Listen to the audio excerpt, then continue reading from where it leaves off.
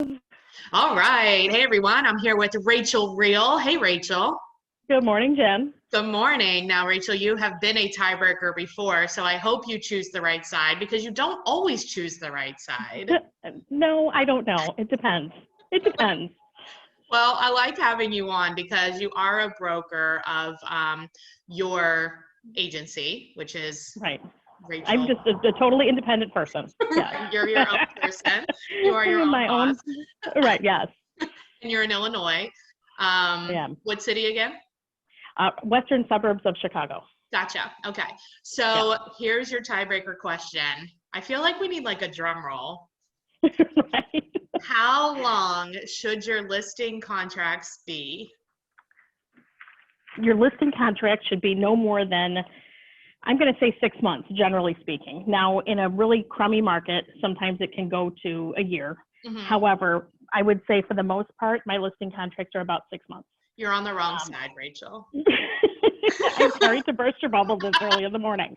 Um, I generally say that because a 3 month listing doesn't give you quite enough time, even if you sell it in 30 to 60 days, which is still great. Yeah. You've got 30 days then before it expires, before you have to extend it. Well, Sellers why don't but necessarily if you're understand. pending, Right. Even if you're pending, though, in order to be compliant with the state, you've got to have an extension that takes you through the closing. So you've oh, got to you then ask for do? you do.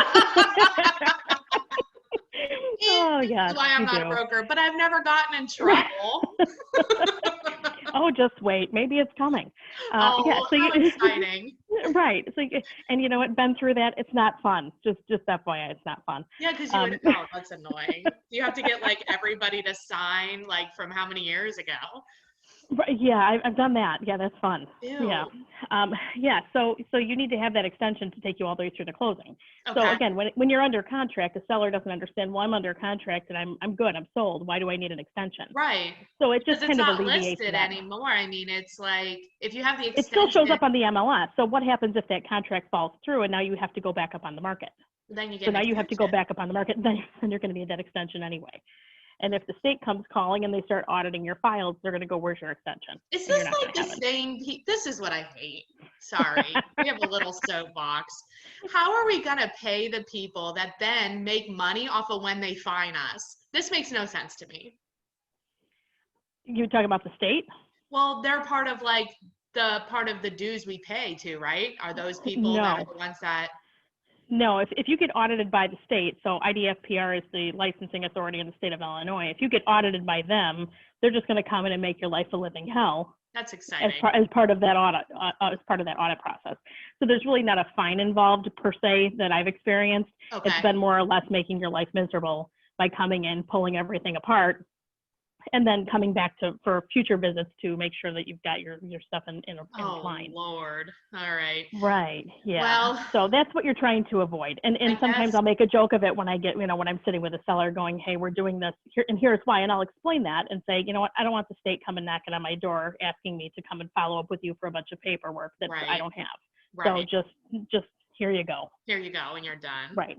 Right. And Yeah, I I also, guess when we you, have that conversation too, it always includes, if you guys aren't happy for whatever reason, just let me know. I'm my own boss.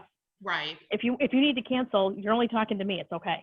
Do you, there's been times where I've done like a pre-cancellation where we both sign it, but then like Mm-hmm. either party then can unilaterally like deliver it to Play the it. other one. Yeah, they can play their Right. card because Right. sometimes like they've been burned, right? And like that's why Yeah. I did, well, to me, 30 days or a 90-day contract seems long enough. But Yeah. yeah, especially if If you they've don't been have to worry about compliance, it's good. Oh yeah. yeah, about that. I'm gonna edit that part Right. out, Rachel. Just kidding. Huh, Oh so yeah. you actually disagree with me and Monica, believe that. What did Monica say? We both kind of agreed on like the 90 days. I think 90 days is good and sufficient to be able to sell it. If you can't get it done in 90 days, you either can't communicate with your seller about whether or not their price is correct, Hmm. you don't know the market, or Right, the seller just isn't cooperating. And at that point, do you want to spin your wheels with a seller who isn't getting it? right, So I think 90 days in theory is good enough to be able to sell it. And yeah, again, if you can't, then move on. right. You That makes know, sense. So I guess you're making your own team. Right. Team Rachel. Team me. That's hilarious. Yes. Well, I Yes. appreciate you being on as always. Absolutely. Very insightful. Thanks, Rachel. You're very welcome. Have a good one. See ya.